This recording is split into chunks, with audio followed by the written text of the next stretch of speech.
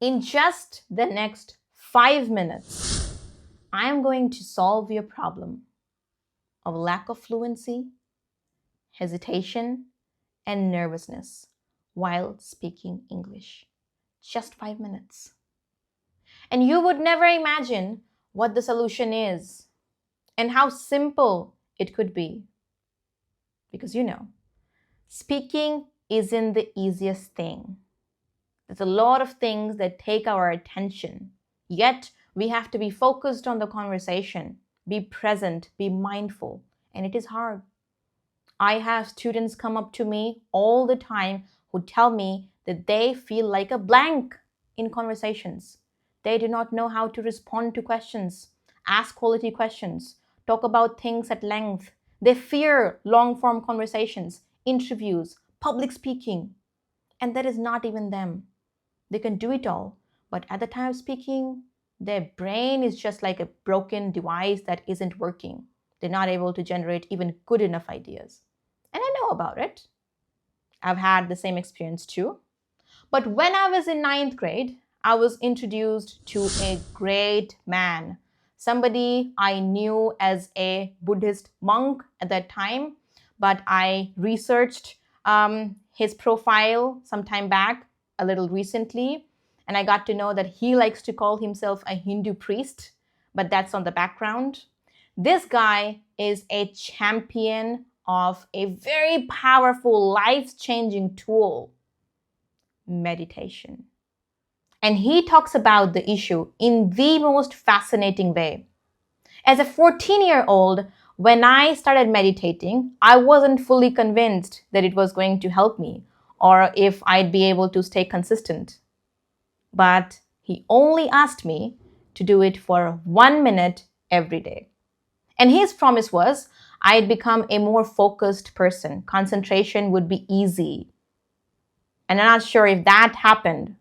I'm being honest, I'm really not sure if that happened. But my fluency improved multiple folds. I became a more put together speaker who wasn't as jumpy as before. 14 years old I was. And that was a time when I started participating in speech competitions, debate competitions, inter and intra-school. I definitely wanted to be more fluent because that would give me an edge. And it did give me an edge. I did not give up on meditating for the next several months, maybe for a year and a half, but then I fell back. I don't know what happened. I somehow forgot about it. But I remembered if I ever got stuck, I would go back and try that out. If nothing works for me, I would go back and try that out. And exactly 1 year ago, I started meditating once again. Now I'm not a teenager. But in my teenage, it helped me calm down my mind. Like any other teenager, I was hyperactive. I would think too many things, and I was not able to convey the exact message in the first go. And all those things, even though it would be considered normal, was not normal for me. I wanted to come out of it. Only meditating for 1 minute every day before school helped me, like I said, at least get at least 10 times better at my speech within a month. 10 times better. I have some solid numbers here. But a year ago, when I restarted, I kind of felt like this isn't going to work the same way this time because I'm an adult now. And maybe I'm going to have to put more attention, more effort into it. And this is the effort that you need to put.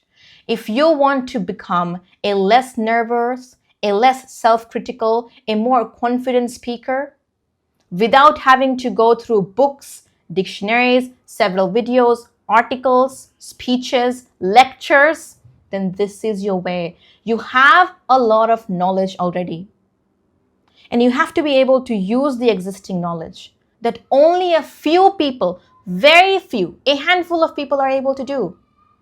And those people definitely practice meditation. But the extra thing that us adults have to do alongside meditation is practicing concentration throughout the day.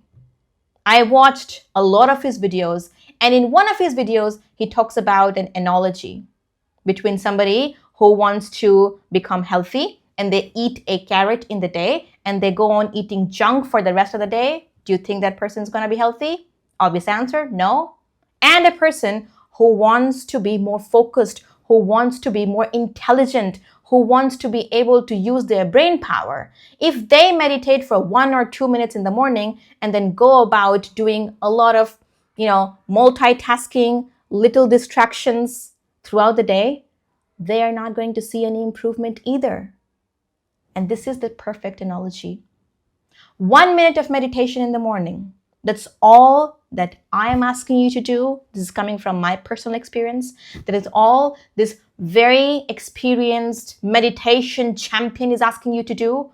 But to get the fuller results, make sure that you're not distracted throughout your day.